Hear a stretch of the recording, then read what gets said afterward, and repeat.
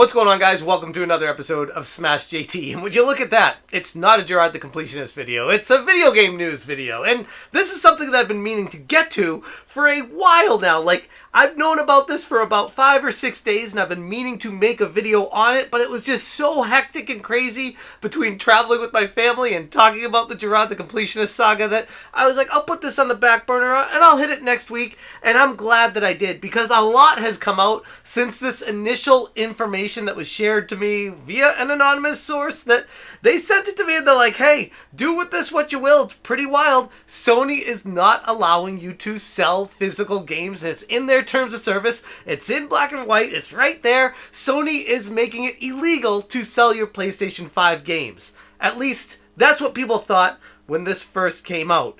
But since then, more information is surfaced, and it turns out it's just a really archaic policy that hasn't been updated in over a decade.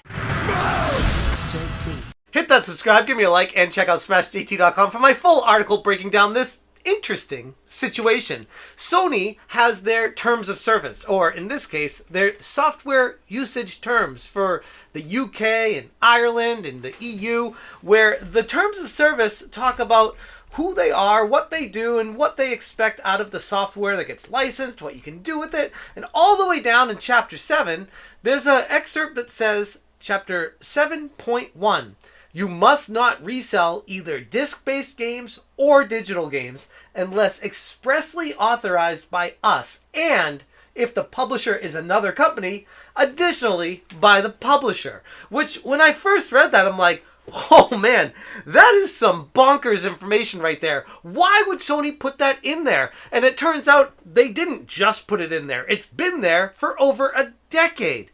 But that being the case, it makes me wonder, why was it there a decade ago? Did they think that they could try to get people to just not sell or trade physical games? It looks like that's the direction they were initially trying to head. But 10 years ago, Shuhei Yoshida, a big guy over at Sony, said, if you are concerned about our new European terms of service, we confirm that you are able to sell or share your disc PS4 products, including in the EU. And I'm like, okay, that's great. I can not have to worry about the terms of service that exist, that are on the website, that they haven't updated for a while, but yet do, if you look at the top of it, at the very tippy top, it says authorized systems, section 2.1, PS1, 2, PlayStation Portable, PS3, PS Vita, PlayStation TV, for those of us that remember that one, PS4, and PlayStation 5 system. So at some point, this was updated to add PlayStation 5 there. So it's not like this hasn't been touched for a decade. Somebody went in, some lawyer, and was like, oh, we need to update this to make sure it has PlayStation 5 in there because we still sell systems, and that's one of the new ones. Just put that there and leave everyone else the same because nothing's changed. They just keep it the old status quo with all that. But what they forgot was to actually read through it and see if anything should be removed, if that is something they wanted to remove. And if it's not, that's even more concerning. Why would they still leave this in there? And secondly, how would Sony even find out if you're selling stuff? Like, I could see this being concerning for a company like GameStop or a local mom and pop used game store where it says you can't sell them without expressed authorization from Sony. Is that something that they're trying to be like, oh, we could theoretically try to have a tax or a licensing fee to these companies for them to be able to resell our games, which never happened? But why is it still there? Why was it ever there? Like, that's a legitimate concern that a company like Sony would even do this in the first place. But it turns out even before digital online websites existed, that the terms of service stating this, the software usage terms, someone posted on Twitter, No Man's Aaron, said, top quality inside gaming article with excellent sourcing. Obviously being quite a bit facetious and sarcastic with his wording here, because it looks like the initial article was quite rushed and there was some complaints about YouTubers getting the information wrong and just running with it and scaring everyone. And the article there focused on RGT85, and I don't blame Sean, because I got this information 5 days ago, and if I had the time and if I wasn't so focused on the completionist, I would have run with it too, because it is there. Like, it's legitimately there, and even though Sony hasn't enforced it or updated it in over a decade, it's still there. Like, it's pretty scary, the fact that it's there, and that's the thing I keep focusing on. While Sony's decade-old policy on resale disc-based games remains part of their legal framework, its practical impact and relevance have diminished quite a bit over time. It serves as an interesting historic footnote in the ongoing dialogue about digital rights management and the evolution of physical products in the gaming industry. As the market continues to evolve, so too, hopefully, will the policies and terms that govern our interaction with the digital content. And like I said, Sony's been doing this since the PlayStation 1. On the back of the discs, it would say this, and I know, no one read that. Now, I never read that. I would just read about the game, and I wouldn't read the lawyer speak and the terms of service. No one cares about that stuff. It's so boring.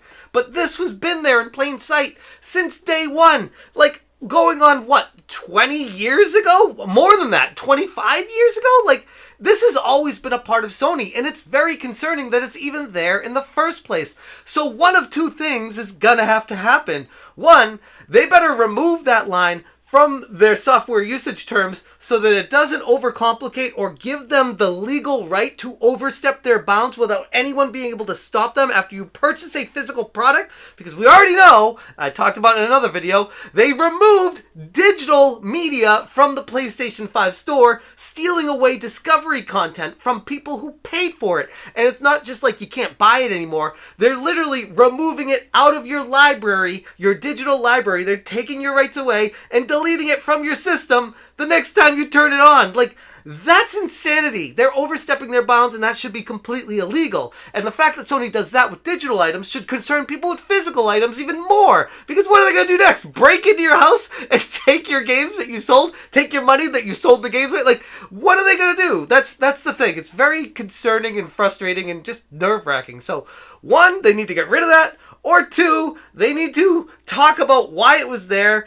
and adjust it so that it actually has some tangible use and we understand, okay, that's why that line's there, it makes sense. As it stands right now, it just seems to be one of those catch ourselves, gives us the rights of if we want to, and otherwise, it's a throwaway line that we aren't going to do anything with. And it's just so strange that they've gone over the top, putting this everywhere on all their games, all their software usage licenses for the past 25 years. And Sony, you got to do something about this because it's confusing as hell and it's super anti-consumer.